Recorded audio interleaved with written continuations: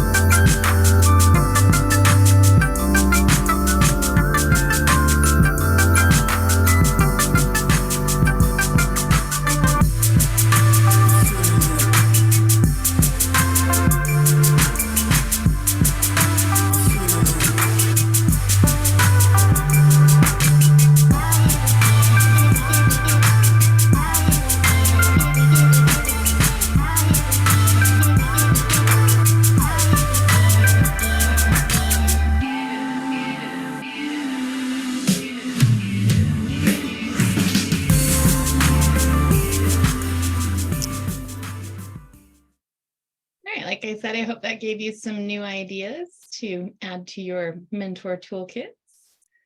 All right, I did do a quick Google search this morning, so I had something to share as far as our presenters. So I just wanted to share that the State Charter School Board is Utah's largest public charter school authorizer. As an authorizer, they have the important task of deciding which schools will open and holding them accountable for the educational experiences they are providing. Board members are appointed by the governor, and staff members provide day-to-day support to help the board accomplish their mission. I know the majority of the team, and they are pretty fantastic people and have some great schools. I also quickly found us a quick photo of Laura and Dr. Provost. These folks definitely are out there making an impact, as they were easily found on Google, but like I said, I will let them introduce themselves. Also, I want to share the quick link to the post-training survey. If you want to take a snapshot, you're welcome to. Of course, I will include this in our follow-up email for everyone. As usual, if you complete the post-training survey, you'll get a couple points for license renewal or a certificate of completion if needed. And before I share this the screen to Marie, I must point out that when I created this PowerPoint, it was in June. And obviously I was feeling very optimistic about the weather as I chose the tropical plant theme, but didn't turn out to be the case today. So yes, with that, let me stop sharing and I will turn the screen over to Marie. Well, good morning, everyone. Good snowy morning. Hopefully everyone is safe and cozy and comfortable in your spaces today. Let me go ahead and share, and we will get started here. All right.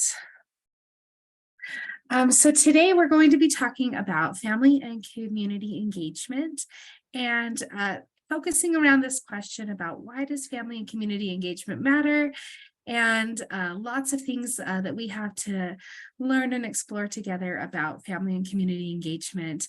And I loved, even just to start out this morning, Amanda had messaged and said, do you want to hop on and just make sure everything's working? And I said, oh, I've been in parent-teacher conferences. So even just to start the day with some family and community engagement, always a good way to begin the morning. As she said, I'm Marie Steffensen. I am the Authorizing and School Support Coordinator for the State Charter School Board.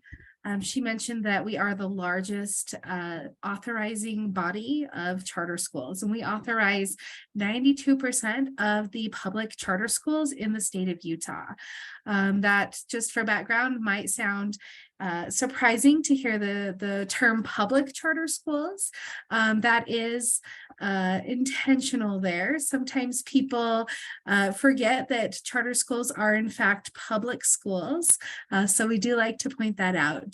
And so that number, 92%, there are 136 charter schools throughout the state, and we do authorize, as we said, 92% of those.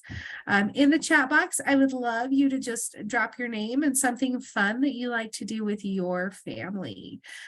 For myself, the thing that I love to do with my family is we love to go snowboarding. And for us, that was something that growing up in Utah, my family never did. And my husband's family also never did. And so as we became parents and realized that this was an opportunity that we were missing out on in our beautiful mountain state with all this great snow, we did not want our children to miss out on that. And so we started 2 seasons ago taking lessons, all 4 of us together.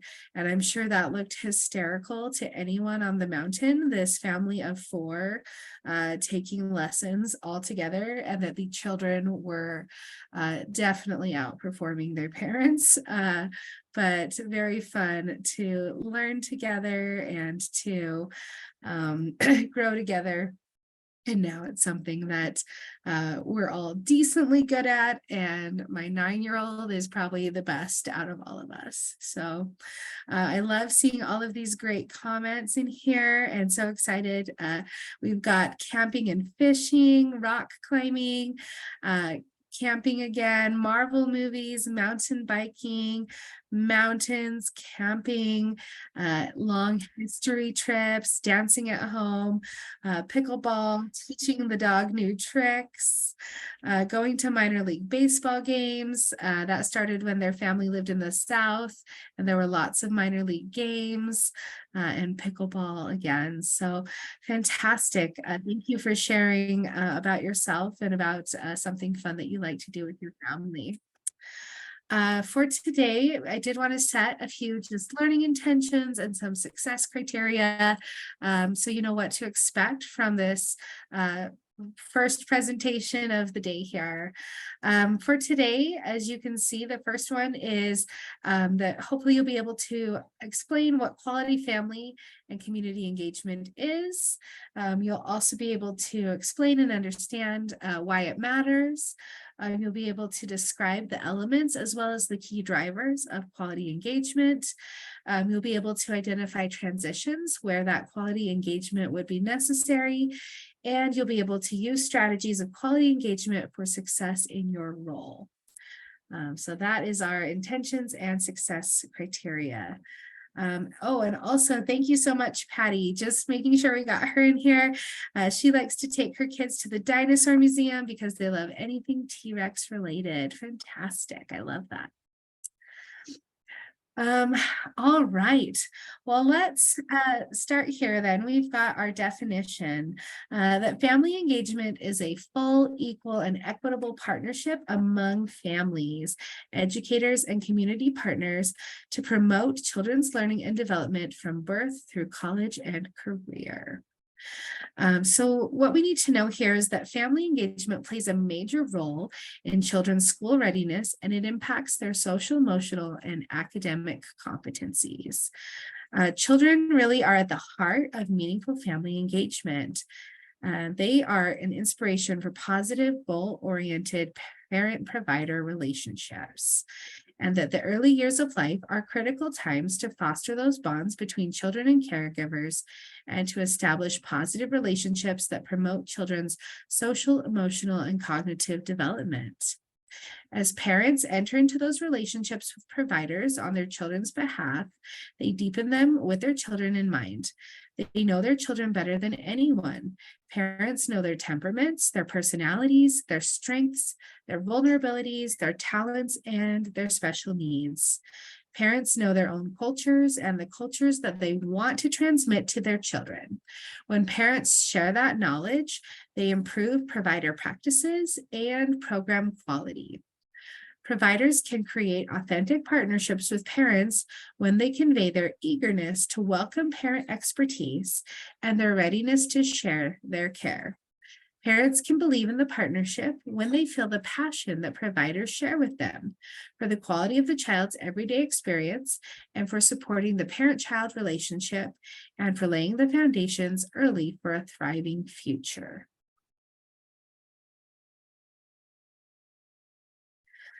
So next, let's talk about why family engagement matters. As you can see, there's a few things that are listed here. You can see that we have that family engagement matters because it leads to higher achievement, higher graduation rates, and better post-secondary education enrollment. Family engagement also leads to higher grades and better test scores, better self-esteem for our students, better self-discipline, fewer behavioral problems, and it leads to higher prevention of alcohol use, violence, and antisocial behavior. A few more information and statistics about that. Family participation in education is twice as predictive of student academic success as socioeconomic status. And involved parents create a home environment that encourages learning. We know that engagement matters and that it makes a big difference for students, but we also know that barriers exist. These include feeling like an outsider, being uncomfortable or embarrassed when needing help, or wanting to ask questions. We know that there are language and cultural barriers, transportation and childcare that limits families' ability to attend meetings or events, or time constraints for families working multiple jobs or jobs outside of the 9-to-5 workday. Part of successful family engagement is meeting our families where they are, finding out what their needs are, and working to provide equitable support and access to resources and opportunities. So I'll pause there for a minute, and if you want to just drop in chat, I would love to hear, has your group found anything to help with those challenges in engaging with families? Have you found anything that helps to mitigate those barriers or to help overcome those challenges with needs, with transportation, with helping with those 9-to-5 hour work days? So this is your chance to toot your horn, brag a little bit about those good things that you're doing. And so if you'd like to drop into chat, I would love to hear a little bit about what are some good things that are happening in your schools or in your programs. So we'll pause there for a minute.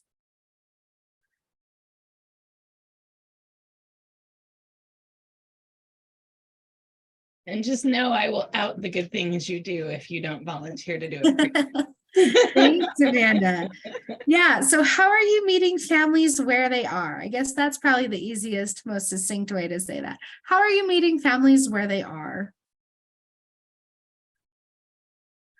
And be warned, Amanda will out you.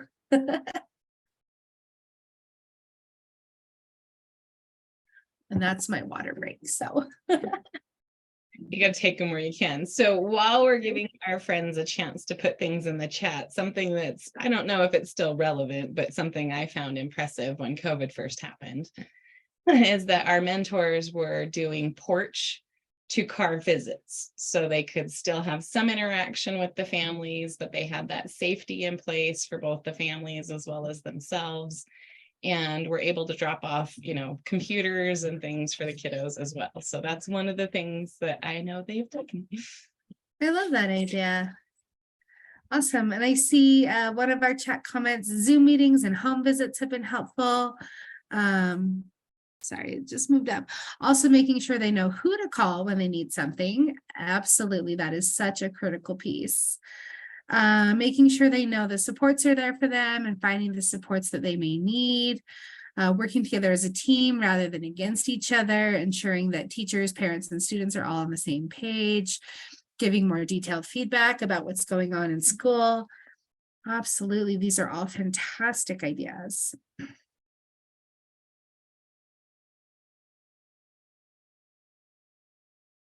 Okay, we'll give just a few more seconds in case anyone's typing. I don't want to cut you off. And if you're still thinking, we've got other places we can toot our horn and we can share. So this is not our only moment for that. So. And if you're not sure what to do, also know that we have lots of ideas coming up, as that was one of our learning intentions as well. So. All right, well, if any other ideas come through, I will go ahead and share those, but I will keep moving along for now as well. I want to get into our next slide. Oh, thank you, Carolyn. Carolyn did say some communication between guardians, admin, mentors, and all those involved who support our students. Thank you, Carolyn. That is very important to talk about that communication, and we will get a little deeper into that as well. Next, I want to get into a little bit more of the research, and let's talk about Joyce Epstein and Joyce Epstein's Big Six of the Family School Community Partnership. And Joyce Epstein, this is going back a little bit, where Joyce Epstein was, this research was from 1995, but still very relevant today. Joyce Epstein identified 6 types of family school community involvement that show how schools are meeting challenges to involve all families in many different ways in an effort to improve school climate, strengthen families, and increase student success in school. The definition of the 6 types of involvement come from the research that was published, Measuring Your Family School Community Partnership, a Tool for Schools. The National PTA created program standards of excellence by building upon the 6 types of parent involvement identified by Epstein of the Center on School, Family, and Community Partnerships at Johns Hopkins University. So as you can see here, we've got those big 6 listed, and we're going to go through each of those 6 things. The first one there is parenting. And what Joyce Epstein was able to point out there is that with parenting, we want to help families with parenting skills by providing information about children's developmental stages and home environment considerations that support children as students. I think that's an important distinction to make, that as schools and as programs, we're not there telling parents how to parent, but providing that information about developmental stages and about supporting children as students. So still respecting that role as parents, but really meeting them as partners. I do see a few more great comments coming in, so I do also want to just mention those. Annie said involving teachers in attendance challenges and keeping the parents aware of how the kids are doing.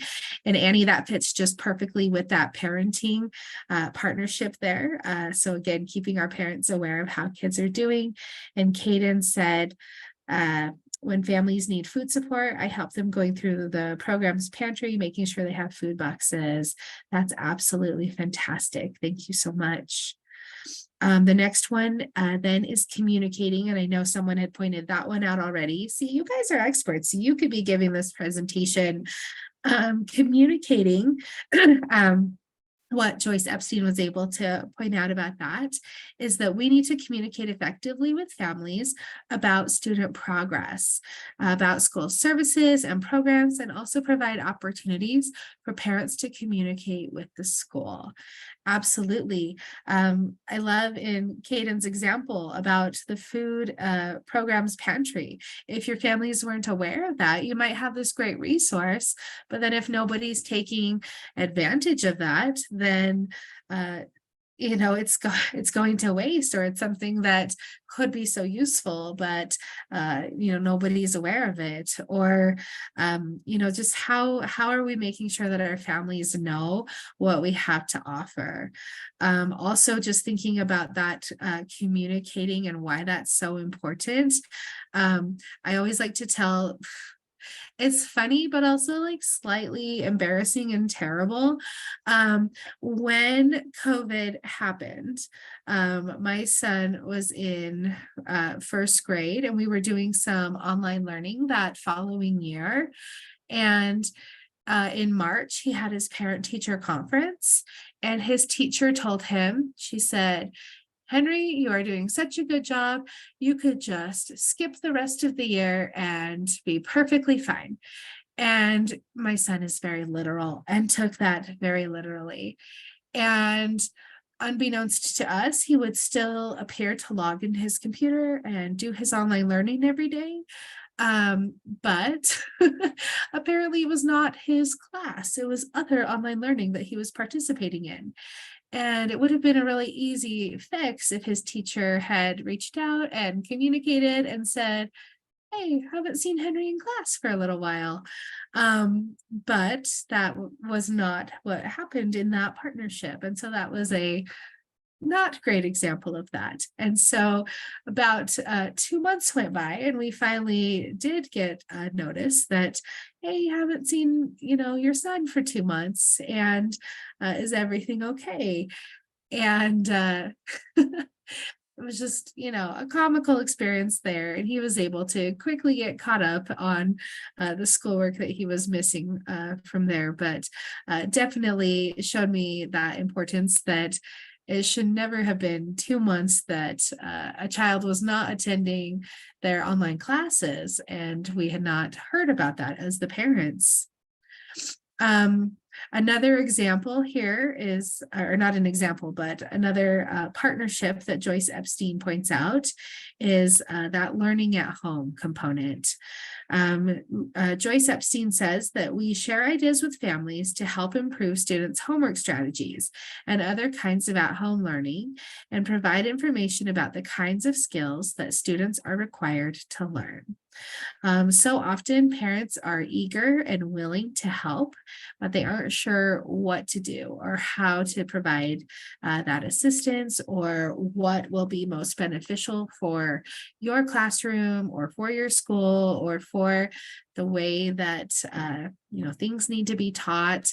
And so making sure that as you are communicating, if you're using homework or at-home learning, or even today, if your school has a virtual day or some type of learning, that way making sure that you're providing that information about how to support those students so that learning at home can occur, and can occur in a way that is beneficial to all students. The next one then that Joyce Epstein pointed out was volunteering. And with this one, what she had to say was that we recruit and organize volunteer help from families and the community.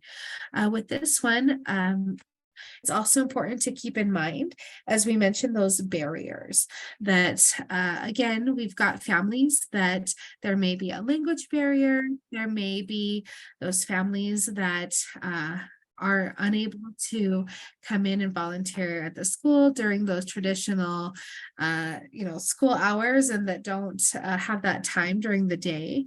But again, would still love to help and make a difference and volunteer in our schools. And so what types of volunteering opportunities can we give to them that help them feel included, help them feel part of that school community, but are able to be done, outside of traditional school hours, or thinking in non-traditional, outside of the box ways. I see a great comment here. Is it Julieta or Julieta? She said, it's also important to acknowledge the efforts that parents make to participate in their children's school activities by letting them know that we notice those efforts. Absolutely. I think, thanking our parents and letting them know that those efforts are seen and appreciated makes such a huge difference. So perfect. Thank you so much. The last two then that we have here, we've got decision making and collaborating with the community. Decision making, this one says, include parents in school decisions to develop leaders and represent all families in the school. And so with this one, I know I represent charter schools, and so sometimes this one we see, especially with our charter schools, where we have parents that serve on the governing boards of the schools. But even in our district schools, we have lots of opportunities that parents can help with decision making. We have, our PTAs, but then we also have the trust land committees, the school community councils. But also schools can, form committees for really anything that the school sees a need for, whether that's, reviewing some new curriculum, or helping with, any issue, or anything that the school would like some thoughts on. I've also seen successful programs that, host a parent night, or like a parents and coffee and donuts in the morning. That can be really nice. But again, also making ways that parents can be included, maybe virtual meetings, or a Dropbox that parents can participate with, so they feel like they have that shared decision making in the school.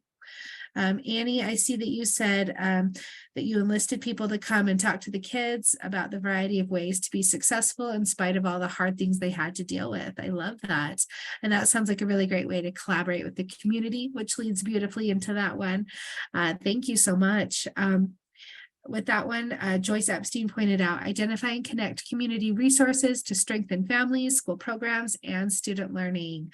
Back when I was a classroom teacher, I loved that. I did that same type of thing, reaching out even to classroom families and saying, who can come in, who can talk about those things that their job, or a special skill that they have.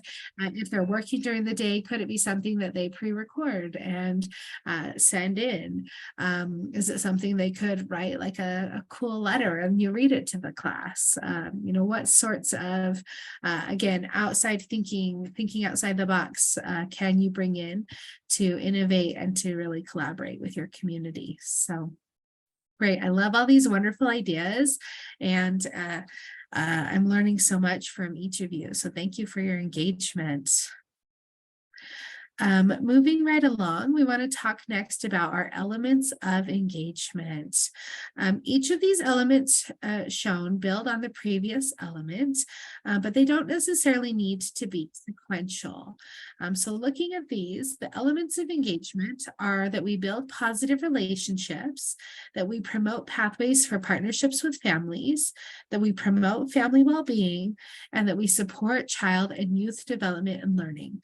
So again, I'm going to repeat that each of these elements shown build on the previous element, but they don't necessarily have to be sequential. So you can start anywhere here. They build on each other, but they don't have to be in sequence. So for instance, practitioners are better positioned to support family well-being after they've established a solid positive relationship with families, and that is built on mutual respect and trust. Similarly, practitioners are more likely to be successful in connecting families with community resources that support their well-being and support them in assisting their child to achieve developmental learning and health-related goals when families have been provided a range of opportunities that meet their engagement needs. Underlying all of these elements is the understanding that the family plays the most pivotal role in the partnership and decides the trajectory of the relationship. Practitioners need to meet families wherever they are and focus on their individual needs and expectations. Additionally, recognizing diversity as an asset will help to foster positive and healthy partnerships with families. So again, as we're talking about this, again, we come up to that same line, meeting families where they are. And so again, I'd like to pause for a minute and talk about how have you used any of these elements of engagement to meet families where they are and to develop or to build those relationships. So how are you building positive relationships? How are you promoting family well-being? How are you promoting pathways for partnerships with families? And how are you supporting child and youth development and learning? So we've heard a lot of great ideas. I'd love to hear more if you have them. If you'd rather just unmute and share, that's fine too. Or if you want to put it in chat, I'm happy to hear, read from you or hear from you. So we'll pause here. Let me have another water break and love to hear some ideas from you.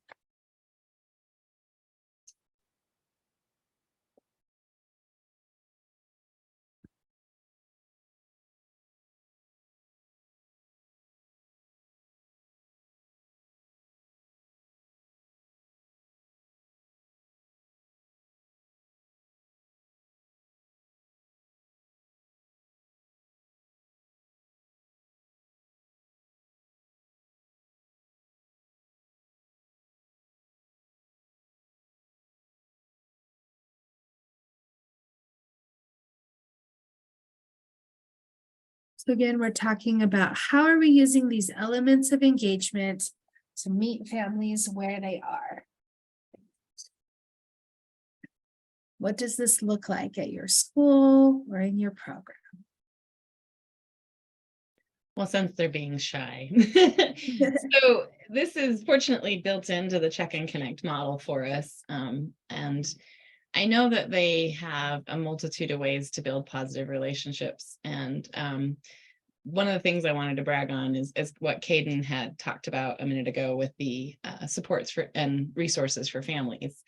I know when I started with the mentoring, I guess it's been 5 years ago, there were only a few pantries that I was aware of. And now at this point, I don't know a mentor who doesn't have access to a pantry and supports for families. So that's been really beautiful to watch in the last few years, the transition there. I love that. That's really amazing.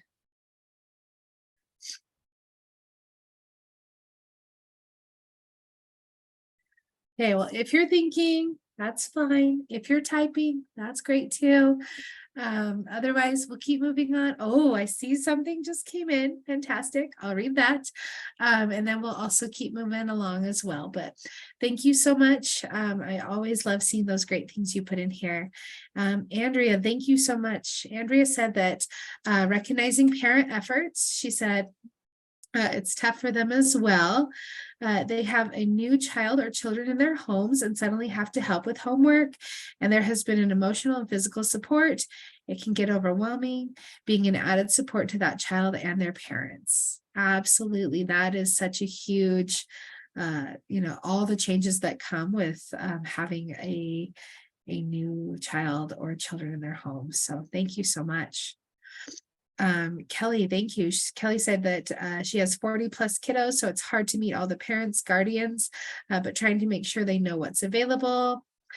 She also works with the McKinney-Vento person and is a great help to her and the families. Yeah, absolutely. And then Bodell said, getting them set up with services in the community, mental health and healthcare. Thank you. Kim said, I second what Andrea said, important point. And then Anne, starting from the premise that everyone is doing their best. Absolutely. These are great ideas. Love to see all of those things. Thank you. All right. Well, oh, and some hearts. Thank you, everyone. Good, good, good. So lots of good thoughts coming out there. All right. Well, let's look at now some key drivers for family engagement. And we can see them here. And so I'll just kind of start going through kind of what we're looking for in each of these key drivers. Under the key driver of leadership, it's important to remember here that the school leader sets the tone for the staff and consistently models that he or she values family engagement. So hopefully you have positive, supportive school leadership at your school.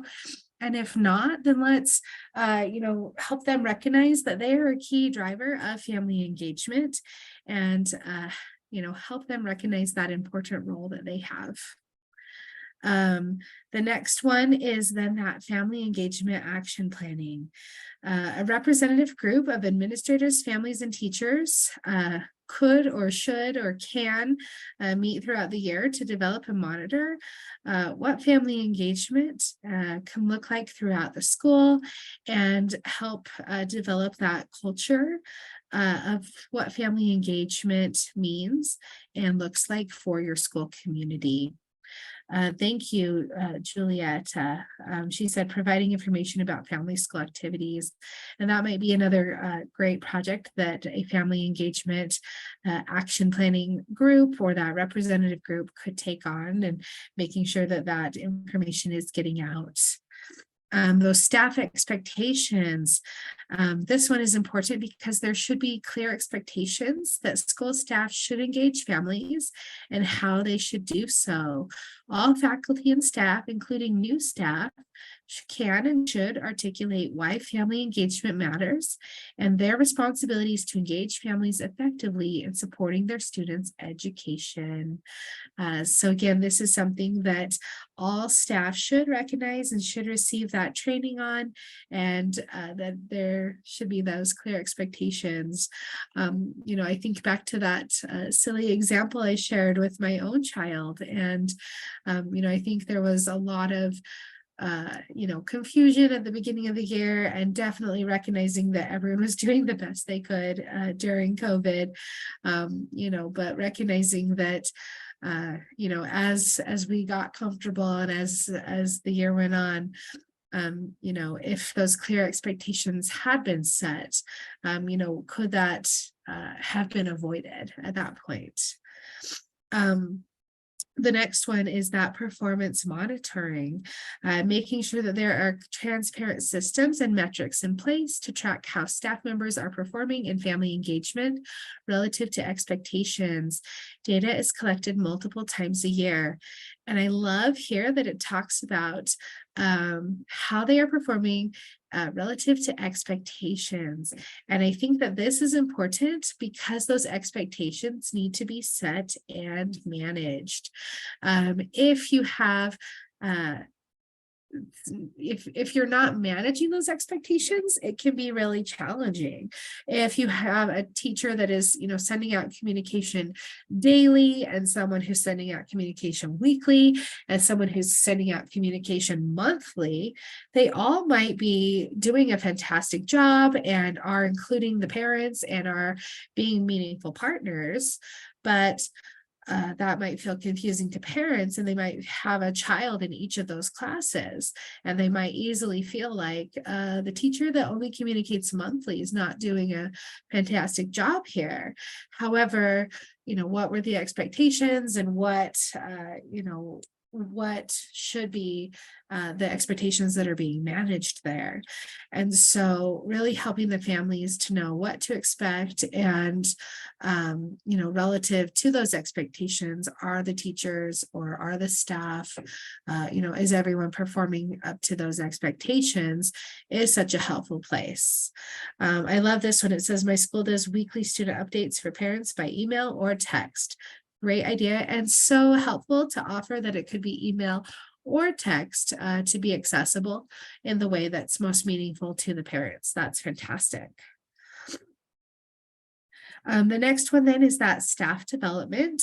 So with this one, it says there are consistent opportunities for staff to participate in professional development or job embedded coaching on how to engage families. I was surprised when I was a school leader, a school principal, of how often when I would say, "Oh, have you talked to the family?" And people just, it seemed often our teachers felt nervous about that.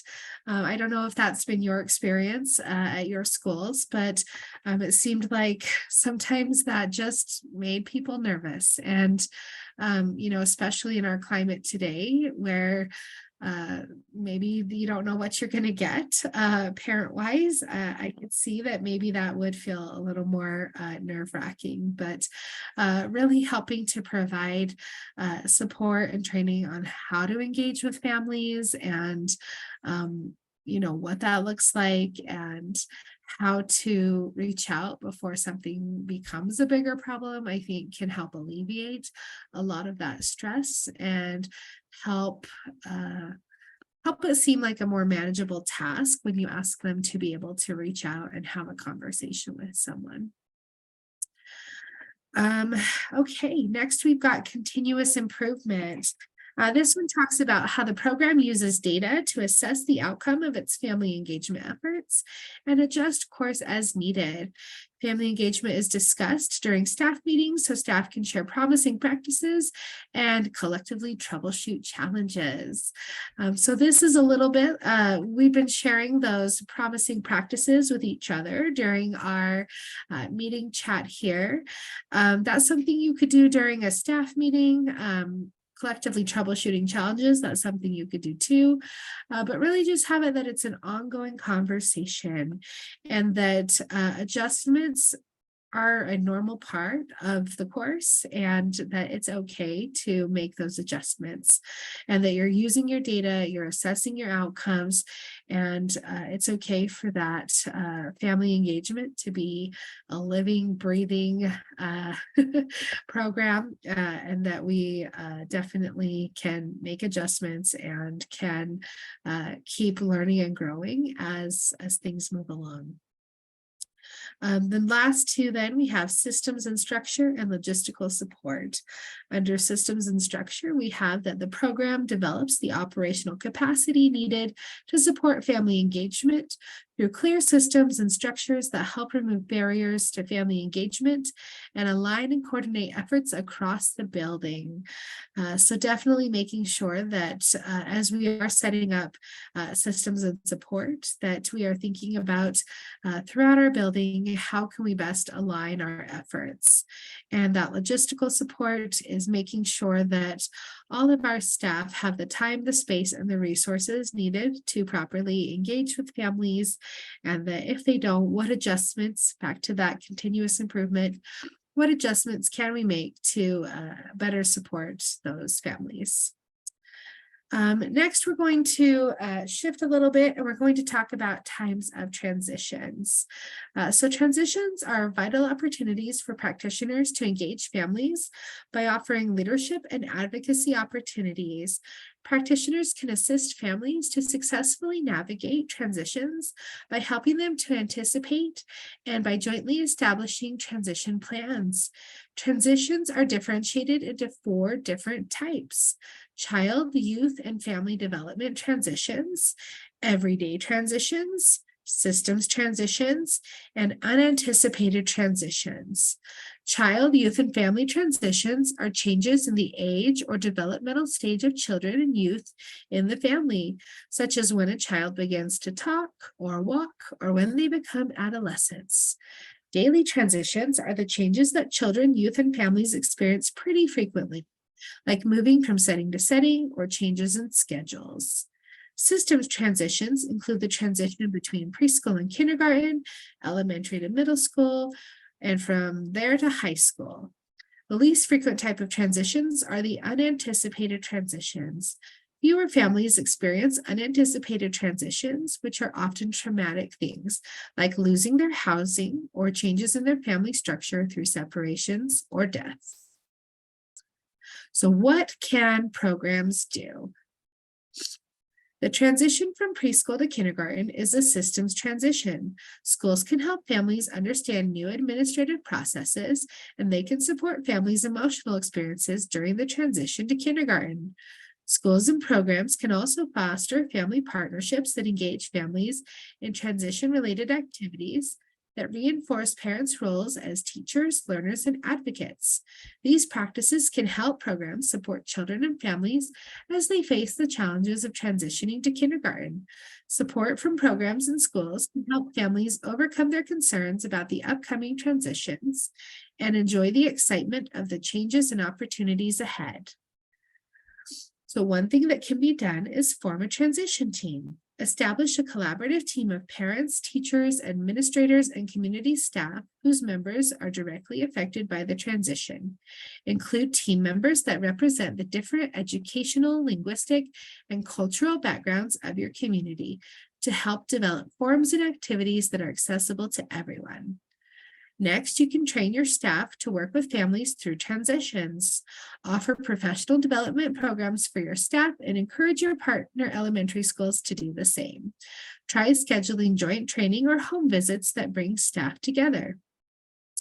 Next, assemble panels and host a discussion session with families. Gather a panel of experts who can address the specific strengths and needs of your school, program, and community. Panelists can include parents of current or former students themselves, teachers, administrators, and representatives from programs that support the unique needs of your families.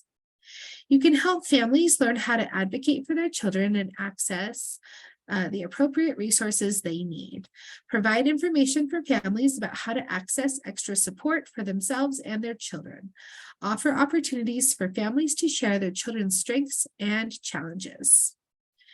Next, you can develop systems for sharing information. Collaborate with your partner elementary schools and families to determine what types of information should be shared. Next, you can develop community partnerships to address children's needs for transitions. Work with your partners in your community who can help ensure that children's physical, mental, and emotional health needs are met as they transition to kindergarten. These partnerships can and should be mutually beneficial. For example, during events, partners from out-of-school time organizations can talk to families about the importance of engaging children beyond the school day and use the opportunity to enroll students in their programs.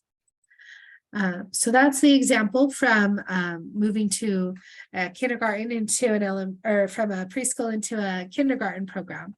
But you can follow the same type of model with any of those different types of transitions. And really that can help set students up for success by helping them feel like there's a team that's there, there's discussions that are there, and really helping the families learn how to advocate and how to manage those systems and how to get the information that they need. Next up, I know we are just about there on our time, so I want to make sure we get through our last few slides. We want to talk about a few different types of strategies for engagement. There are many different strategies for engaging families within your program. In a minute, I will share a resource that can be helpful to assess the strategic and engagement opportunities that exist within your program. Some strategies can be implemented sooner than others, like putting up signs welcoming parents into the space, greeting parents at pickup time, being able to address parents by name and introduce them to other families in the program.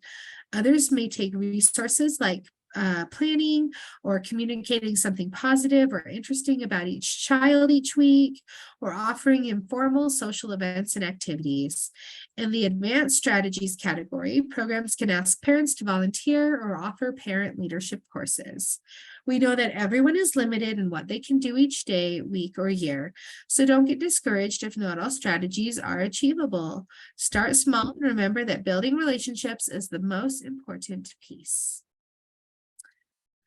So in our last little bit, we have got some collaboration time. And so here we've got two different QR codes, so you can scan those, or I can also drop the checklist into chat here. And so thinking about what are you doing already and what would you like to do? Let me grab that. Let's see. And can you find several items that you're already doing within your program at each level? Can you identify a strategy that you can implement this week? One that you can implement in a month and one you would like to implement in the next year? Why did you select these? And then we'll get ready to share in a minute. So let me go out for a quick minute so I can grab that. So sorry, let me, so I can grab that little, oops. Drive link. Copy. Okay, well, let me come back here. Drop that in the message bar. Okay. Did that go through to everybody? Trying to find my unmute. It came through as an image for some reason. I'm trying to. It looks like, did it come through right above it though? I see the weird it did. image. Yes. Sorry, I don't know why it did that. Computers. Well, click on the image one. Click on it above it. I'm sorry. I don't know. No worries. It's a snowy Wednesday. It doesn't know what it's doing either. So thinking about what are you already doing and what would you like to do? We'll give you a few minutes to look at that, and then we'll have a minute to share, and then as you're going away present for sitting through this wonderful presentation, I do have a plethora of resources on the next slide as well that I'm happy to share.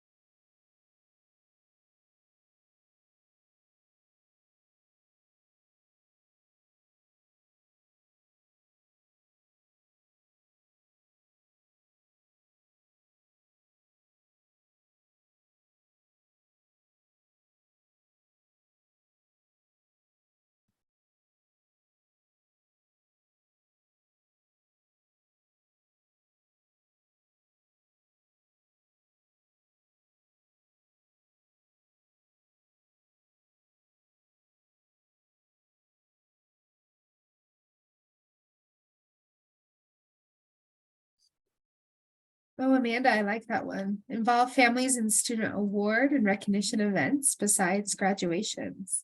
Is that something you're already doing or something you would like to do? Something I would like to do. Sorry, I forgot that part of it. That's okay. I can ask that question. That's no, you're good. So yeah, so I think in general, we do a really good job getting folks to graduations, but I went to an art exhibit a couple weeks ago, and I'm sure invitations went out, but I wonder if there's just more we could do to help facilitate families participating in, because that was an arts display, you know, and so to have families more involved, I think that would just be fantastic. And there's other avenues besides that I think we could explore. Well, and how fun for the kids and how fun for the parents, you know, like everybody loves a reason to celebrate, right? Absolutely. Well, that's exciting.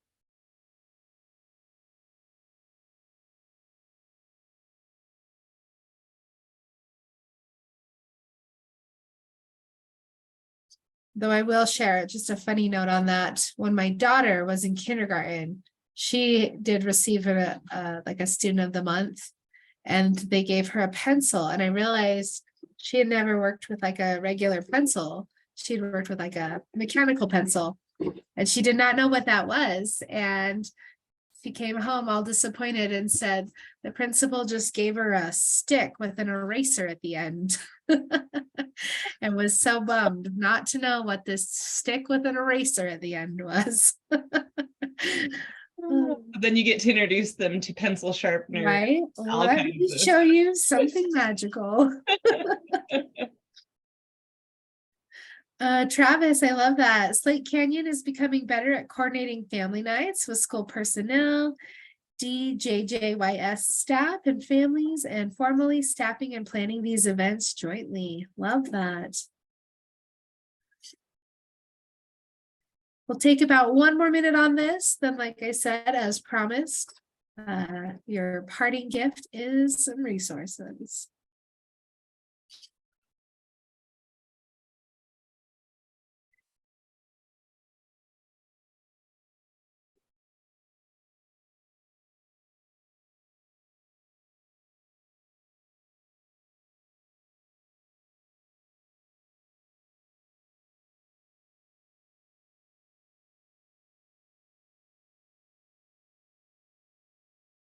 And I hope too, as you go through these lists, that you do take that time to recognize the good things you're already doing and don't just feel like, oh my goodness, there are lots of ideas to implement, but there are also, I'm sure, lots of things you are already doing.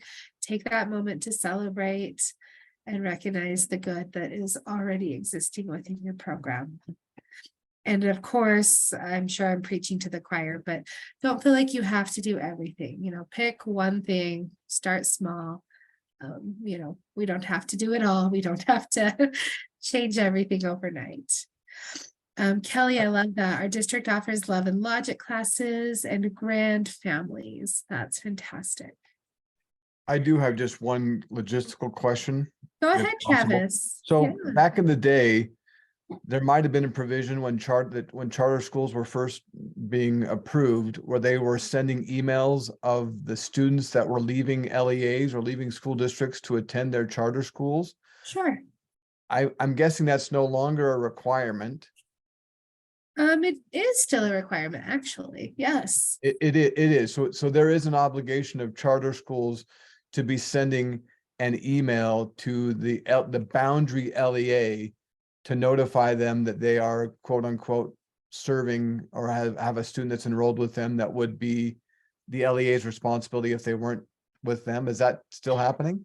Yes, once the student enrolls in the school. So once they have that official, so if a student just like applies, no, but once the student officially enrolls in the school, then yes. Do you happen to know where that rule citation is or where that sits in code by chance? Not off the top of my head, but I can get it for you. That'd be great. That'd be Yeah. super helpful. Travis Cook, I will follow up with you, sir. I'll put my email in the chat. For the bigger conversation for youth and custody students, there are going to be times where there are YIC students that are in charter schools, Yeah. right? Where we're going to want to extend service, but it's just a matter of how that's written in code and rules, so we know who to ask and who's actually receiving those emails. That makes sense. Okay. Yeah, I'm happy to follow up with you. Thank you. And then Julia, I love that. Our mentors are great at helping our students through transitions between schools. I would love to see this effort continue and improve, ensuring that we are connecting our students from human to human. I love that. That's such a great idea. Awesome. And then thank you, Travis. Travis.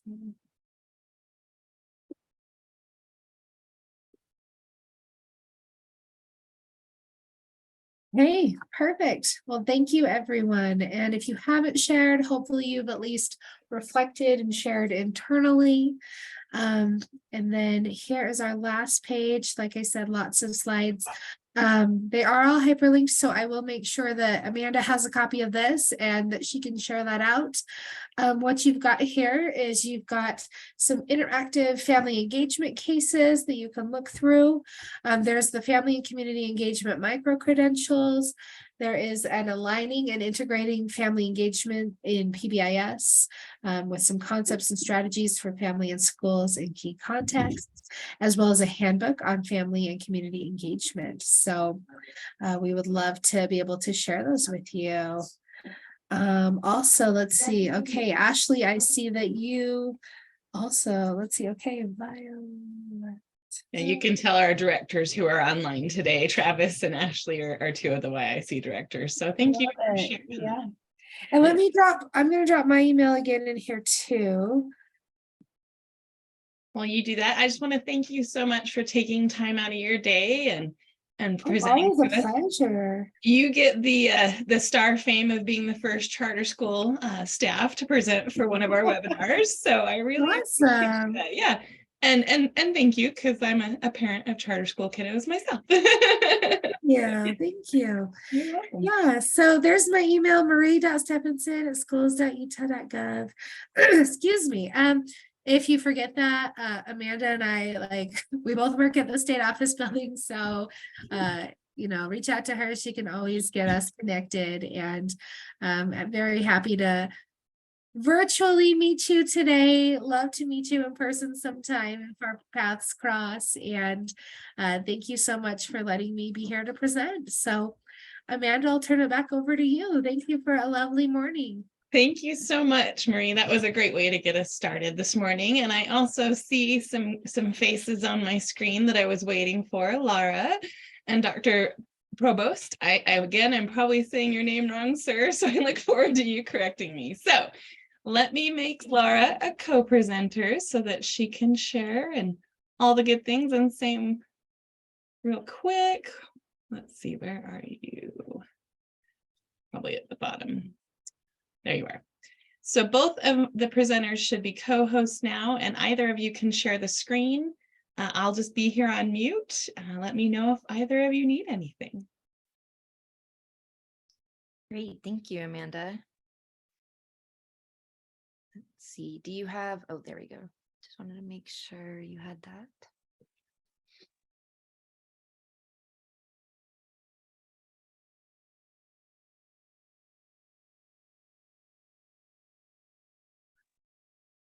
Is this the right screen, Laura? Not quite. No. Yes, so we're seeing your presenter. If you switch How about screen, this? There Is you this go. better? There you Yeah, go. that's perfect. Thank you. I gotta mute myself. Wonderful. Great. So Rodolfo and I are going to be talking about STEM Community Alliance program and sort of his experience in the classroom. And then I'll kind of start by just giving an introduction to the program. So I'm the Associate Director of STEM Community Alliance program, or STEMCAP. And it's a program where we work with youth in custody. So STEMCAP is basically a collaborative project with the University of Utah and then the State Board of Education. And so we work really closely with YIC teachers and administrators to kind of create the content and then present in the science classroom at youth in custody centers. Next slide.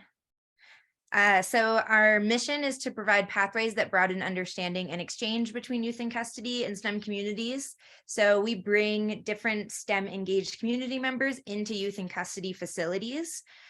So we bring a lot of scientists who work at the U or at other universities like Rodolfo into the classroom, as well as other like science practitioners. And we kind of try to meet that main goal, that mission through these STEMCAP goals. So obviously we want students to be learning STEM, but we also have a lot of other kind of more specific goals in mind for our presentations. So first, we want to develop and sustain curiosity and interest in STEM related fields. So we want to expose students to just kind of the variety of STEM and the different ways that science can be exciting and fun and kind of ignite that curiosity. And we also want to develop and sustain positive attitudes and confidence for STEM. So we want students to think of themselves as capable of contributing to STEM and learning STEM and kind of see the professional STEM pursuits as something that could be in their future. We also generally want to deepen their understanding of kind of how science works and that science is something always going on. It's not just something in your textbook, but it's something that is kind of always happening in the world. And, you know, there's always researchers doing new things, learning new things, and the field of science is always changing. And then we do incorporate art workshops, and we try to demonstrate how art can be used to teach different STEM topics and also to communicate more broadly about different kind of science issues or things going on in the world. We also try to foster personal and academic positive self-identity. So we want students to understand that there are community members that believe in them and care about them, and that we're coming into the classroom because we want to, work with them, hear their ideas, and we want them to feel good about that. We also work to enhance the understanding that students have of kind of how they can contribute to the community and kind of feeling more a part of the community. And we primarily do this through hands-on conservation workshops. So we have students work towards real ongoing conservation projects in the community that can help their ecological and human communities, so that they are contributing to that community and feel that they're doing something that goes beyond their center. And then lastly, we work to develop problem solving, critical thinking, and communication skills about STEM, but also just more broadly, just helping students see the ways that asking questions and making hypotheses can be used in their everyday life, and how critical thinking can be an important tool, as well as the ways that working with other people and communicating about issues can be really powerful.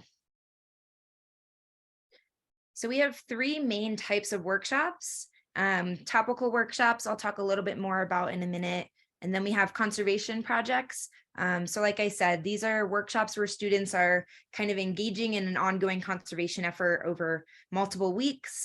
Typically, they might be, growing plants that can be planted around northern Utah for various conservation efforts, including monarch butterfly population support through growing milkweed plants. And then we have a series called Mission STEMCAP, where each center students are focusing on different environmental challenges over a 2-week series and thinking about the ways that working with other people, bringing in different perspectives can be powerful. So we, throughout Mission STEMCAP, we bring in different scientists as well as artists. We work on writing, and we just do a wide variety of workshops to demonstrate the different ways that you can be involved in sort of combating environmental challenges. So one of our biggest and longest term conservation projects is our Milkweed and Monarch project. So students at Decker Lake Youth Center, they have a greenhouse. So we work with them to grow milkweed plants that can then be planted in people's yards or in parks along rivers to restore habitat for monarch butterflies.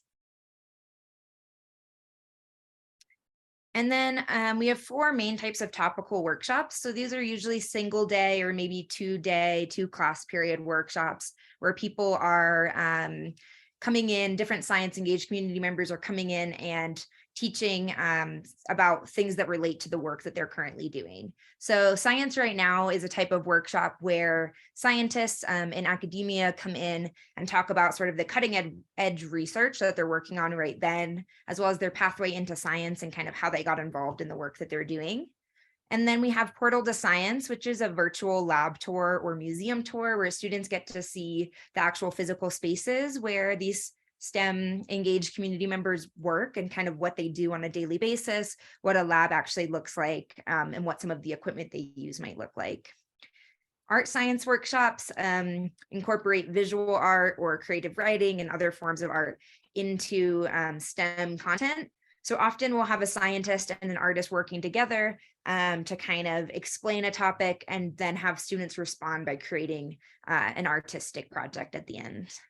And then Objects from Nature is an observation-focused workshop type where we have presenters bring in insects or fossils or various things like that for students to actually look at, ask questions about, and kind of make observations about while learning about the kind of role that natural history and observation plays in sort of providing us with a better understanding of the world. So Rodolfo has participated in 3 of these 4 types of topical workshops, presenting in different centers. And he has also, I think if you click again, Rodolfo, also participated in Mission STEMCAP. So he has done a lot of different types of workshops with us. He's worked in many different centers. And so he has a really good sense of kind of the differences of the different centers, as well as kind of success, things that really capture students' attention and things like that. So I am going to turn things over to you, Rodolfo. Thank you, Laura. First of all, I apologize to Amanda for not had the chance to send a bio before. While I used to be a grad student at the University of Utah, I defended my PhD last year. And as Laura explained, I love being engaged with the STEMCAP. Or, by the way, I was also part of the STEMMAP training. So it's always, for me, it's a very good opportunity to talk a little bit about bugs to parts of our society that otherwise wouldn't have too much space to discuss STEM. And I like fostering, those opportunities to discuss topics that otherwise might be under the radar. And I'm mentioning that because my experience, I grew up in a place that perhaps STEM was not very a valuable type of skill. So I'm from Brazil. And basically, when you grew up in certain parts in South America, people think that, you should become a doctor or an engineer. That should be like your pathway to anything remotely scientific. But glad enough, I have parents that, in order to handle my hyperactivity, they would tell me, go outside, go explore, bring something you find. And then we can discuss what's going on with that little item. Just to briefly mention that sort of fostered my passion for small creatures that run the world, how I mentioned the insects. Basically, I spent a big portion of my infancy in the suburbs of São Paulo, flipping rocks and trying to find all sorts of creatures. And that sort of stayed in the back burner for my idea of what sort of career I would like to have. But my experience as a kid and a teenager definitely provide a lot of context for me to decide to become an entomologist. That means a person that studies insects. I hope I can cover a little bit of that. And talking about bugs can be complicated. It's usually not the most exciting topic that people want to hear about. There's a lot of unfortunate preform or preconceptions about what an insect is and their importance. And so talking about entomology or the study of insects sometimes is tricky. And I hope I can cover some of that through my slides. And I don't see myself as an educator. I still see myself as a person learning how to transmit some of my knowledge and to discuss ideas and to learn from the students. So I know the audience here is probably way more capable than I am in engaging with students. So feel free to jump in and stop me at any time if you have any questions or suggestions, so it doesn't become a monologue. But I'd like to mention something I'm trying to incorporate to any interaction I have with students, and something I've been reading more about, that is called ambitious science teaching. So I have 4 components about how to engage an audience in STEM and how to perform sort of a cyclical thinking in whatever topic you want to cover. And I hope I can briefly mention what I mean with ambitious science teaching. And then finally, I'm going to mention how I try to incorporate my background into any of the interactions I have through STEMCAP. And like Laura mentioned, I like very much to participate in any STEMCAP interaction and all the spaces I can talk a little bit about insects with the students. But I want to start with some I don't know if it's the correct place to mention that, but I always like to mention a little bit of how different trajectories might shape your view of the world. Although I grew up thinking about insects, I was also fascinated by all forms of nature.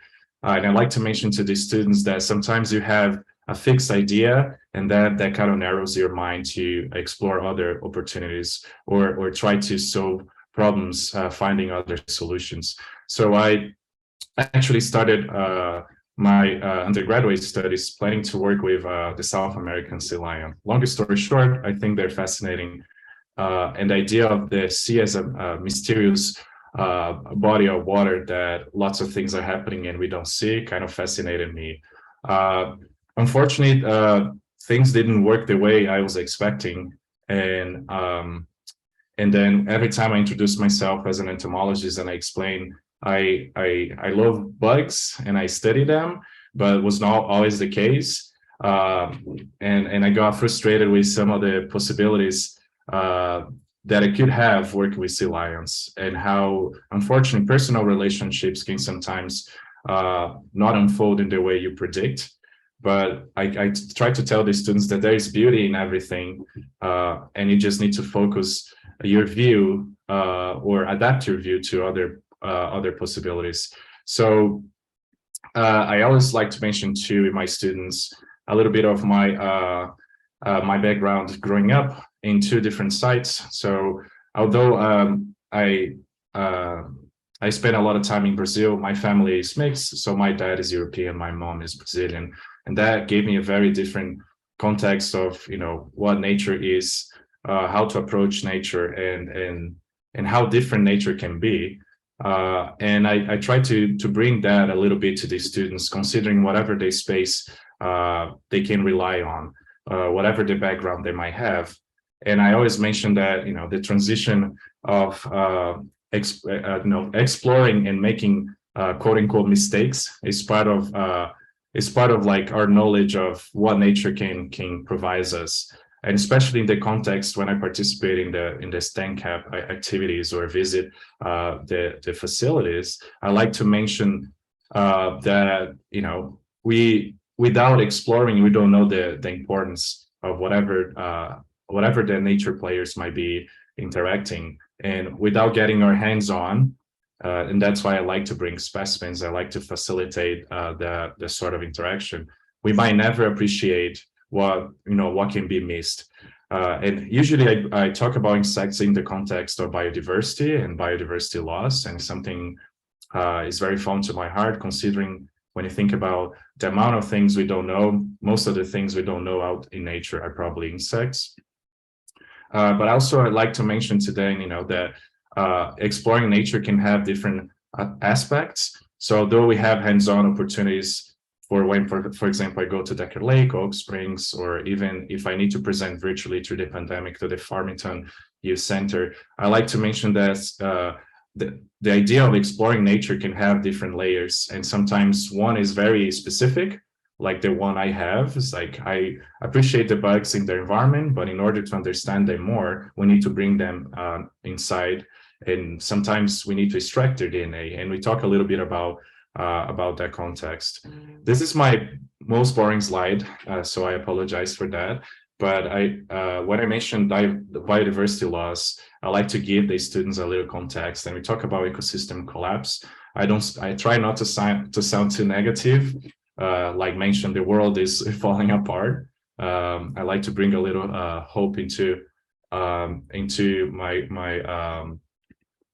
my speech, into my interaction. But just to give a little context, that we losing species that we still don't know. And if you see the bottom of the graph, it's just showing different ages. So from the 70s to the current times in different regions of the world. And the graph, if you look to the curve, it's basically showing that what we know is already being missed, and we're probably missing species that we don't know. And that always surprised the students, because when I ask them, you know, how many species you think we have out there, and it's always like this sense of, they're like, we don't know. I'm like, just give me a number, whatever number you can think. And that is how I think I get them. It's like an ice breaking. We talk about everything that's surrounding us, you know, and the first thing they can think of, like an element of nature, flower or a tree or a cat. And usually I try to bring them back to the idea, okay, everything you see is actually the macroscopic level, and we're gonna go back to the microscopic level. And that's why I try also to bring the dissecting scopes, or like little microscopes, that the students can explore things that otherwise through their naked eyes they might not be able to, and how beautiful those microscopic layers on nature can reveal us. So then I start with like basic questions, things like, you know, how many insect species you think we have out there? This is not a question you need to answer, but I can give you a little hint that we still have about 2 to 10 million species waiting to be discovered. Those are just insects. So I can give that sort of basic context to the students, and they can relate to the material that Laura and Fiona and others prepared previously with the educators from the facilities, so they can rely on that transition from whatever they could assimilate to whatever we've been trying to discuss during my visit. And then I give them a little context. For example, you can have a job if you work with insects, and something I didn't know growing up, that you can get paid to study bugs. And I think that's fascinating. It's just one layer of showing them that there's a possible career or future if you study things that otherwise might be unappreciated, and that can be seen not just in the context of insects, in my opinion, but in the context of any whatever curiosity they might be driven to pursue that perhaps can give them another opportunity in the future.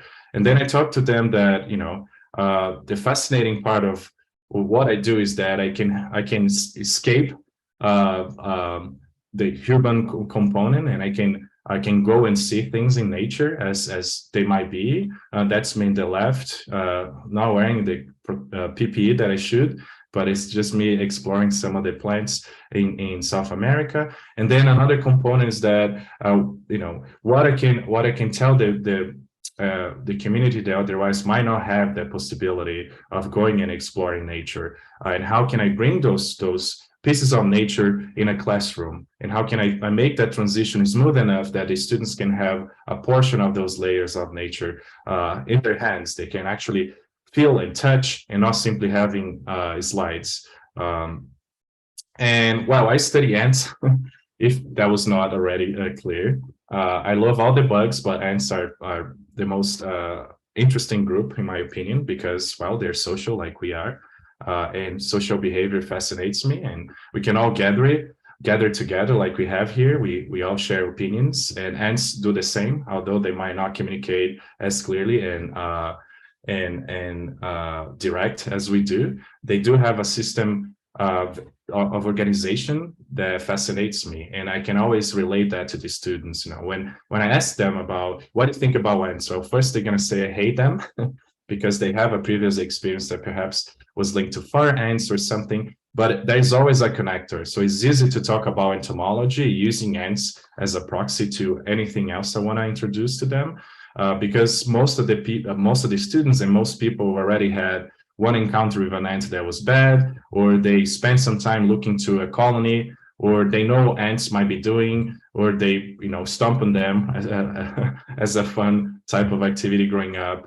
And so I always have a connector, and finding connections sometimes is hard. And so I'm glad that I can use ants as a connector to bring the students to like what I call the curiosity realm. It's like, okay, now I know you hate bugs. Well, let me show you something that perhaps will change a little bit of that opinion. And so I talk to them about how I find them, and some of them can be easy to find, and some of them can be really hard to find, as you can see in this picture. And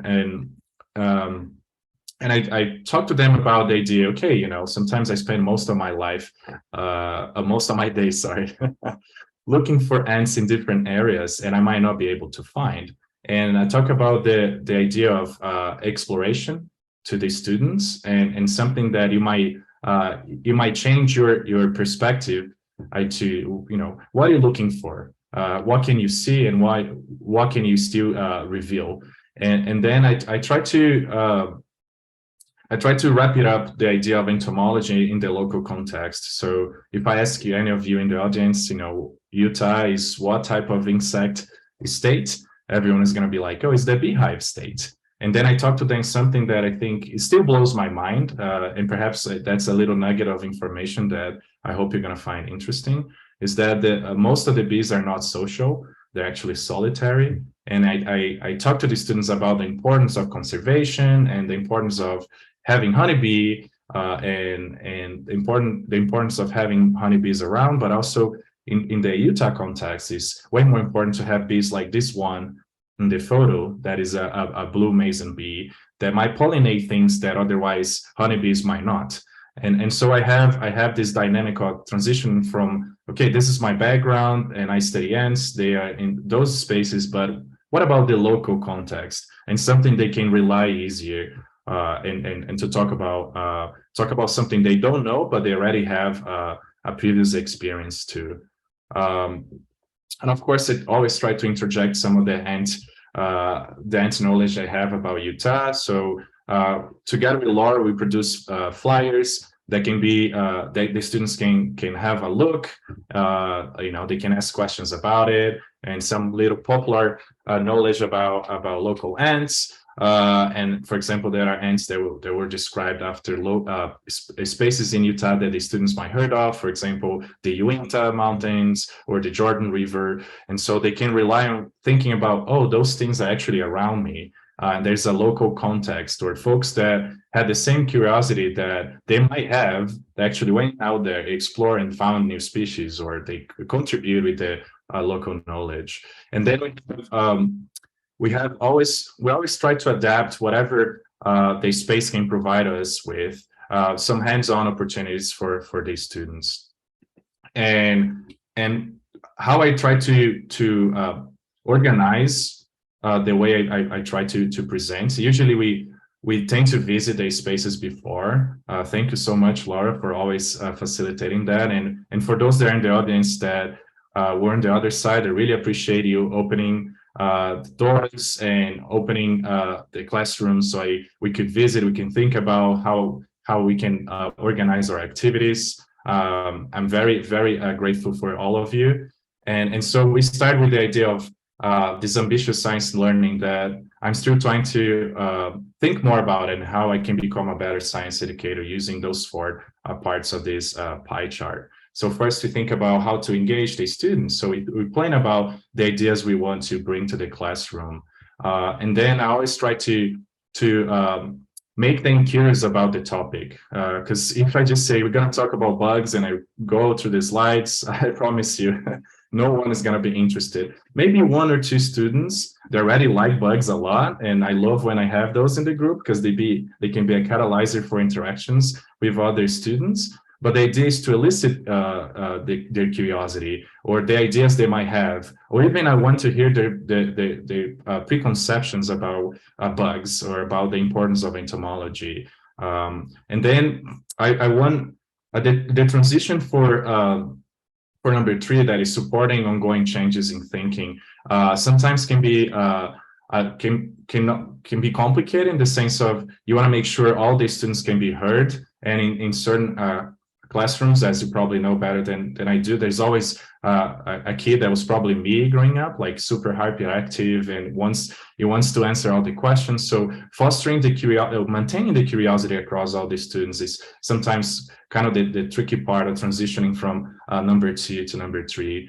But I like to have them coming with ideas, even if they think, oh, I'm sorry, this is a wrong question, or I think this is a dumb idea. I'm like, no, I want to elicit those ideas. What do you have to share? So the idea of finding a baseline for all the students to share what they think, even if they're not pleased to see, a butterfly under the scope. Hate to say, they actually love it. And so the idea is transitioning for supporting the students to think about it, especially in the context of STEM. They might think, oh, perhaps I don't belong to those spaces, and I actually want to show them, no, the idea of like asking questions and try to understand or find a solution to that is actually the most important component of STEM. And then we try to wrap it up after the hands-on opportunity. If I can elicit their ideas and they can interact with whatever material we have, and that might be pollen from the greenhouse, or they can be finding the bugs around. We walk around the garden, we can find a lot of things that, although they still not completely in the sense of I can go and explore as much as I want, when they have that opportunity, and we try to facilitate that changing in the macroscopic to the microscopic view, they can find a lot of things that otherwise would just pass through their eyes. And I like the idea of making that transition possible, so the students can start asking questions about their surroundings. And then the fourth component is that for me, it's just like, I want to see them questioning the reality, like, oh, I never seen this. And then it's something new and they think, oh, so why the scales are covering the wings of a butterfly? And then we talk about color. There's so many other components that can be a link to the entomological, speech that we try to maintain, because then the creativity is there. I think it's just, we just need to foster that by providing the hands-on opportunity and to give the voice for all the students to be listened to. And so they can come with their own idea of the reality. And then we discuss about, oh, so you think it's that, so how about this? Or do you have any alternative hypotheses? Then we talk about hypotheses, asking the why questions instead of just like how those things work. It's like, why? Why do you think those things work that way? And I try to give them the context of like, we're changing from a very, very big macroscopic view. So like, a beautiful view of Central America, or you can think about the Amazon. And then we go back to thinking about a box. Why do we have box with specimens? And why do we maintain insects in a museum, for example? And we talk about the importance of conservation. So it's kind of the cyclical thinking that starts with the idea of biodiversity and ends with the idea of biodiversity. Again, kind of following more or less this idea of ambitious science learning that it starts with the engagement of the students, and in the end, I take a step back and they are discussing among themselves, like why they think this, why their colleagues think differently. And of course, it's always important to think about how to elicit those discussions. And my STEMCAP experience, I always come with Laura's like, Laura, can we bring those things inside? And she's like, well, I don't know. Let's see what we can manage. Let's contact the educators. Let's see, what's the policy. And I'm being very pleased to see that all of you that are probably in the audience are super accommodating. For example, Travis, a fantastic supportive professor, say, no, I want this material to come. So if you can find something that is more like plasticky, or you can find something that we can play around, we can make it work. And so that's good. So we can kind of design the experience for the students without compromising any of the hands-on opportunity. And thinking always about the space, like I mentioned, is always, for me, it's fascinating to see how much we can have considering the limitations of space, and even like small things surrounding the space can reveal a lot of like interesting dynamics. For example, we can find very interesting bugs in the garden, and you can have the students exploring things that otherwise they wouldn't consider. And the dynamic is something that for me is like, as much planning as I can have, it might work differently, and we try to be flexible. And particularly, I like that component the most. It's like, because the ideas that might be discussed, the students take ownership on them, and they, of course, they're going to ask similar questions no matter is the audience, but they have the ownership of having the discussion floating to one direction or another. And so it's always important to link that to the context that the students might bring. For example, we were able to find materials like this, like little domes that have a little magnifying glass on top. They're all made of plastic, or plastic forceps that you can go and collect in sets outside. So basic materials. And some of the facilities, we can bring dissecting scopes that are one part only, so it's easy to transport, easy to assemble. And sometimes we have a little context that, I'm going to talk about beetles, for example. We have these slides. And then we bring specimens that actually have a link to the region. So we have a vial here in the bottom, like this plastic tube has flies from the Great Salt Lake. And they're fascinating how they survive the Great Salt Lake. And we can talk about local context and biodiversity using an example of something that they heard of, they are familiar, and so it's also easy to form this sort of dynamic with the students. We can also utilize beautiful spaces that the students are way more familiar than I am. So we talk about the greenhouse, and talk about pests in the greenhouse and the importance of conservation of insects using the daily routine they might have of working on the plants and understanding the importance of that. So you can use, for example, those yellow things are sticky traps. They grab the insects, and so we can talk about what sort of insects you might have in a greenhouse, and in sort of this indirect view of the small scale the ecosystem they might have around the greenhouse. So we can explore things like the bugs that might be around, or you can see the pollen under the dissecting scope. For example, we have poinsettia pollen to the right, and those yellow blobs are individual pollen grains. And it's always great to see the student faces. Oh, so this is what is gave me allergies, or like, oh, I didn't know this is actually pollinating other plants. So, oh, so this is the thing that the bees are transporting. So just those like basic aha moments that they made my experience so amazing. And I guess that's what I have to share. I hope I didn't rush too much. It's just a little bit of my context.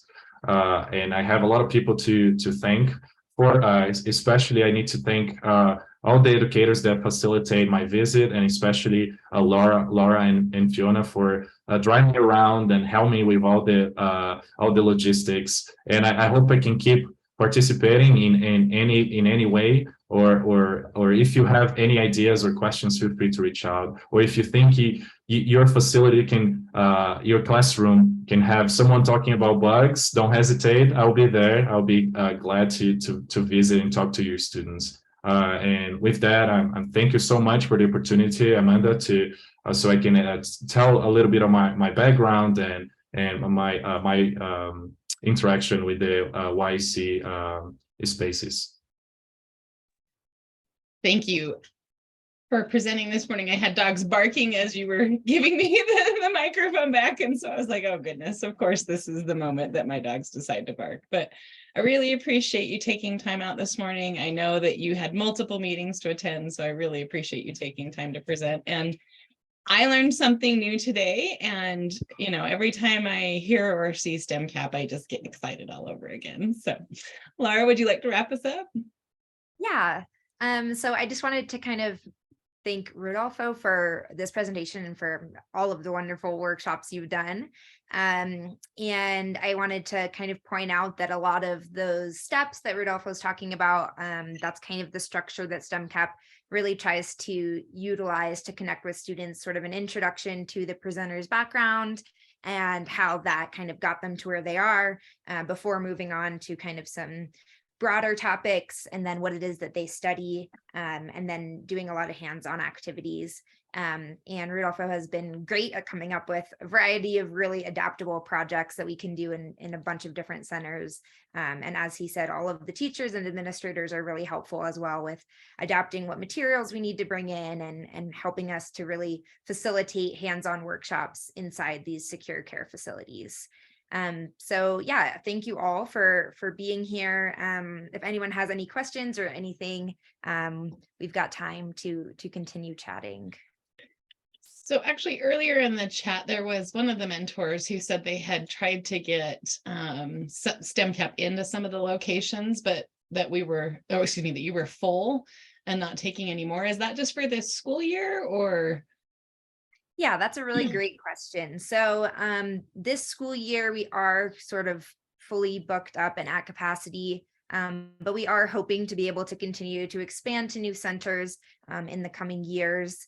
It definitely, location is a big thing, how far away the centers are from, we work at the U, so we do go to Ogden and Provo, but some centers that are further away can be a little challenging right now, just because we do have a pretty small team.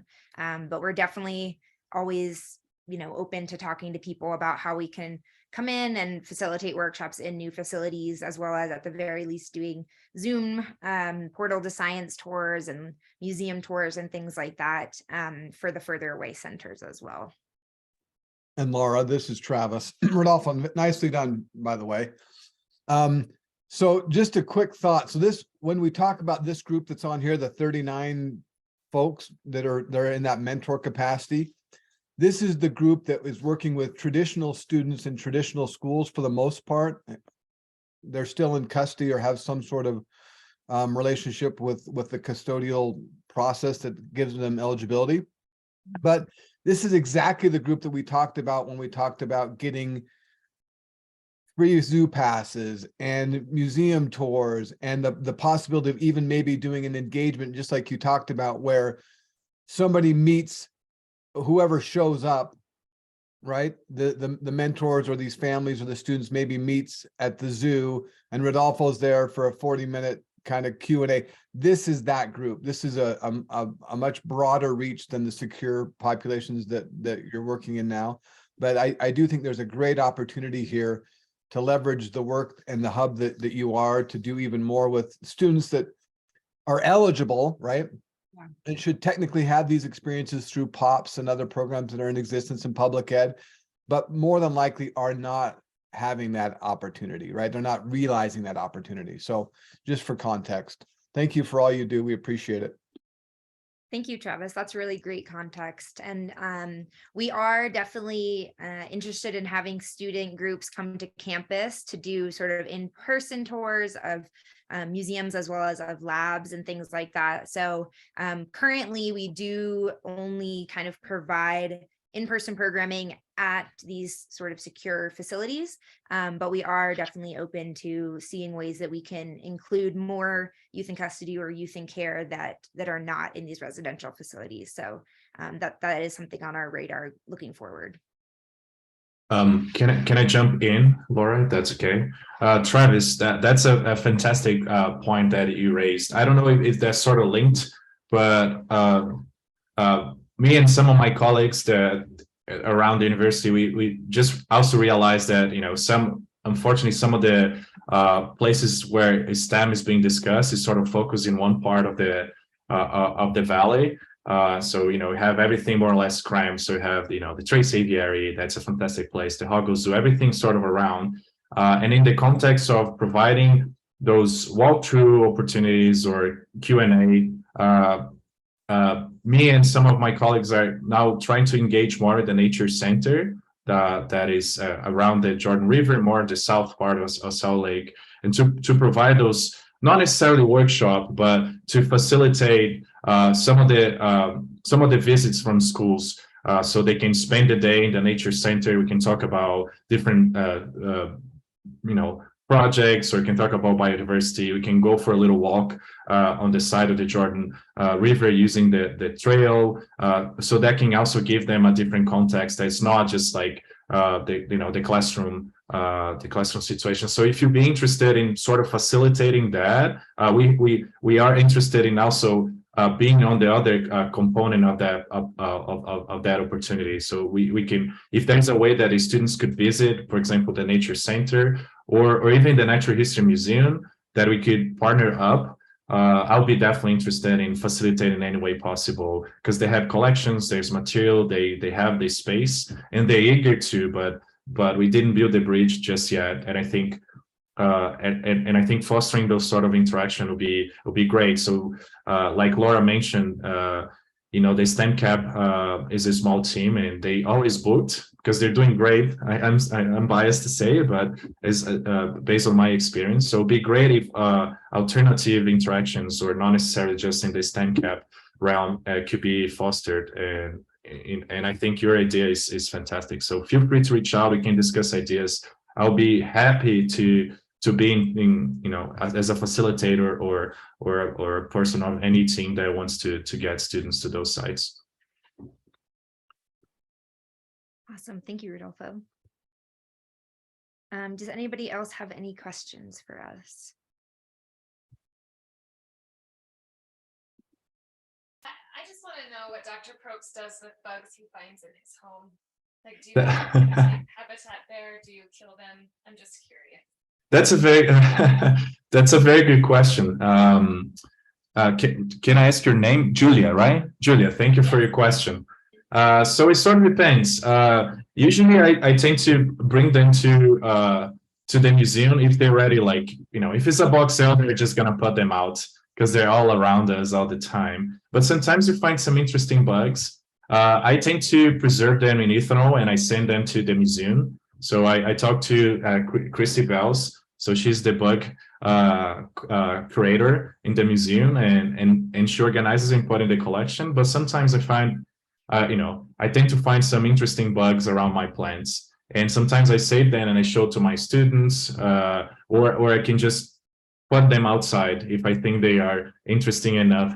I think they probably got into my plants by accident, so I tend to put them outside. So it kind of depends. I think it depends on the context. I do have some ants around that I care for them. I know that some of them are invasive, and that this discussion like what should we do with things that are not endemic or non-native. It's also something I like to talk to the students, because they're like, I hate ants. I'm like, well, we can hate those a little more than the other ones, because those are invasive and those are things that, you know, we should have around because they're important for maintaining whatever ecosystem function we have.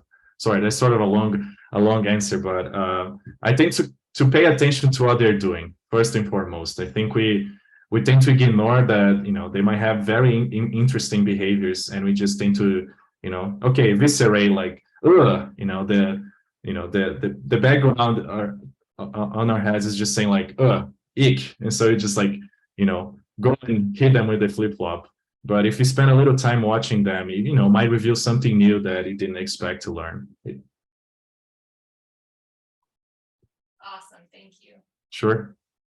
If you have any other questions, they don't need to be ant related, but for example, talking about the context of entomology in Utah is one of the most fascinating sites to learn about insects, because lots of the things that live in the States, they might need to you know, to adapt to very harsh environments, you know, either the winter or deserts. And it's always great to give the students that context. You know, what do you do if you're a bug outside? Those are elementary questions that I ask myself every now and then. I'm cozy inside my house. We just had a great storm and the bugs are somewhere. What they're doing when they're not outside in this winter? Now, that's a basic question, but I think they make these students think, okay, what do you need to do to survive the winter if you're a tiny bug? That's not a question for the audience, but if you want to think about it, that would be great too. Awesome. I just wanted to point out that STEMCAP is having a art show at the Utah Cultural Celebration Center. The show will be up, I think March 11th is the date. Fiona, correct me if I'm wrong. March 9th. March 9th is when we're also having a reception from 6 to 8 p.m. So it's open to the public. There will be self-portraits from Ducker Lake Youth Center students, as well as some digital displays of portraits from Salt Lake Valley Youth Center. So we would love to see people come out and look at that artwork. There will be some refreshments provided and opportunities to chat with the STEMCAP team and to see some of the work that our students have done.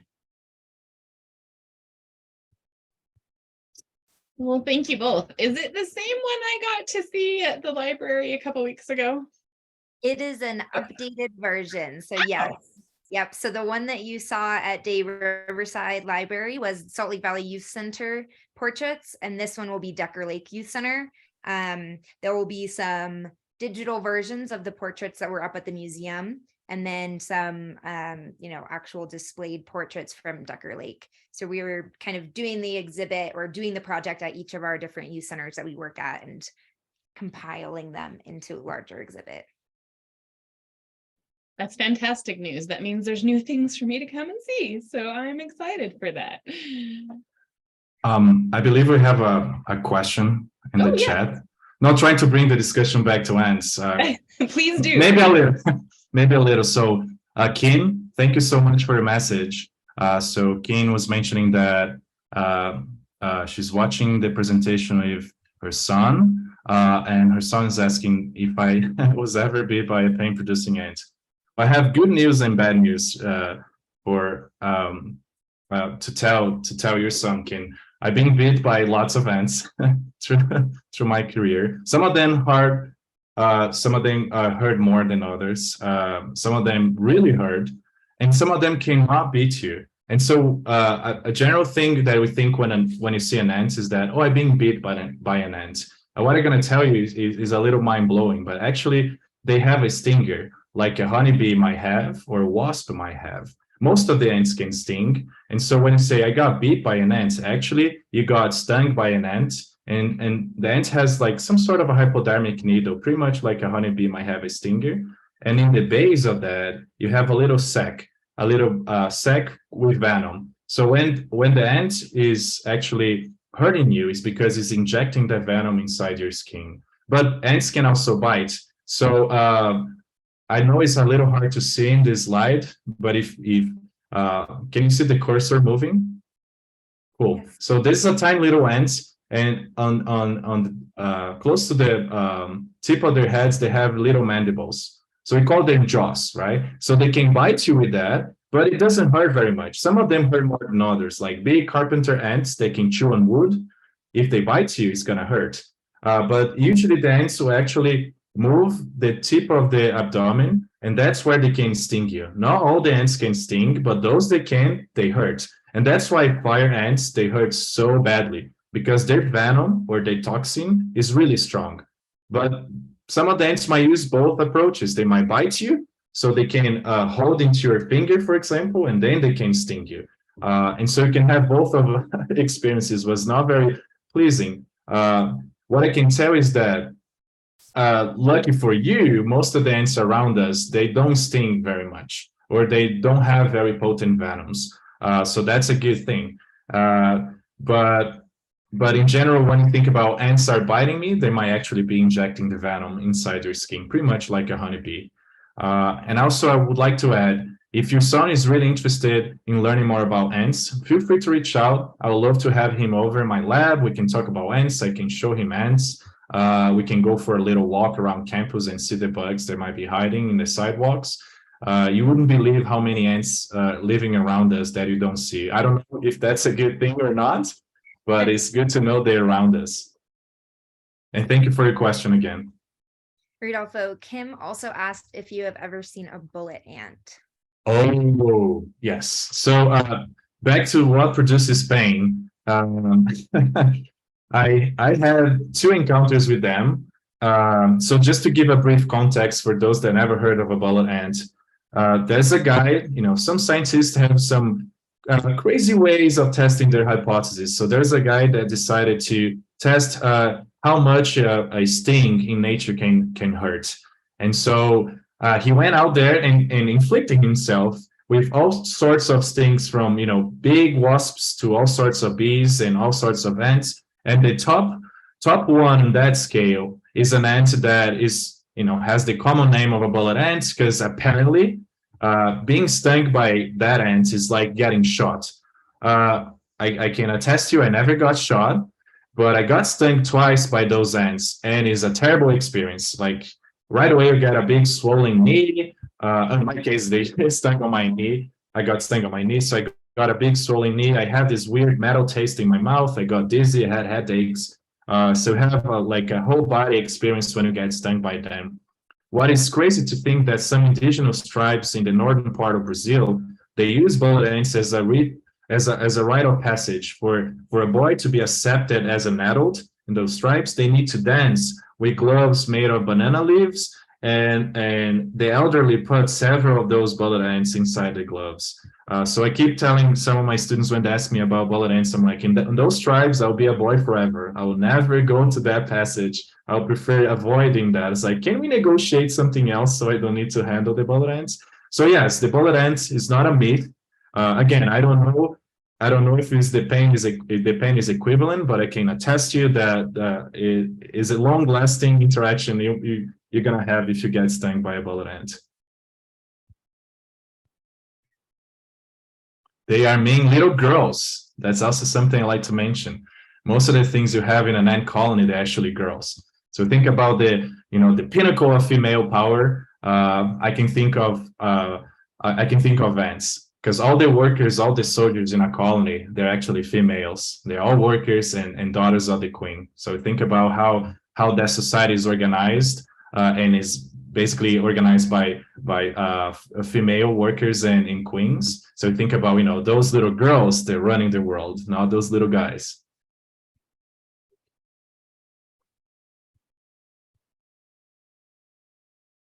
I love it. I just love your excitement. Julia and I are having a conversation about how we are like giddily excited about hearing about ants. And I just, Good. I love it because this always speaks to me. Like I've seen some of the experiences in the classroom, but as excited as we all are to engage in this conversation, I know our students are always equally as excited. So this is just so fun to have like our own little version today. So. Well, thank you and thank you again for the opportunity. And feel free to reach out if you have any, if you think I had this weird question about ants, or I saw something in my backyard. I don't know, might be something fascinating I don't know of. So please reach out. I'm happy to talk more about bugs anytime. Or if you think that you can hear more about bugs in your classroom, don't hesitate. I'll be there. I'll bring bugs. We can talk bugs anytime. Sorry, I just wanted to add about the We're All Water project. I posted a link to the art show, the next art show we're going to have. It's just a portion of our site that has to do with it. And I also, in the second tab in the project information, there's a poster for the Utah Cultural Celebration Show. We have a QR code on that poster that we're kind of trying to, it's a free show, but we're trying to count the number of people who come. So if you do want to come, make sure you fill out that Google form that's in the QR code. Thank you, Fiona. Great. If there aren't any other questions, I don't think we have anything else, but this was really fun to hear Rodolfo once again blow my mind about bugs, and to be able to share some of what STEMCAP does.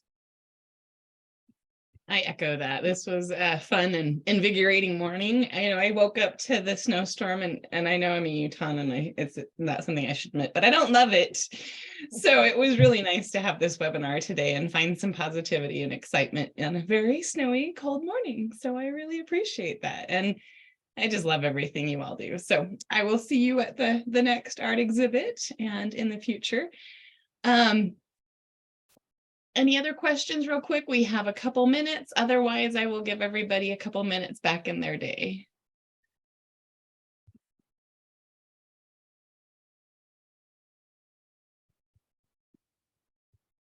All right. Well, I'm just seeing thank yous come in the chat. So I think we are there. I think we will call it for the morning. And again, I appreciate the presenters so much. It was such a great experience today.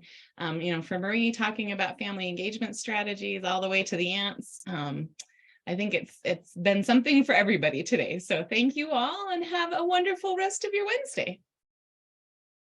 Thanks, everyone. Thank you for the opportunity. You're welcome.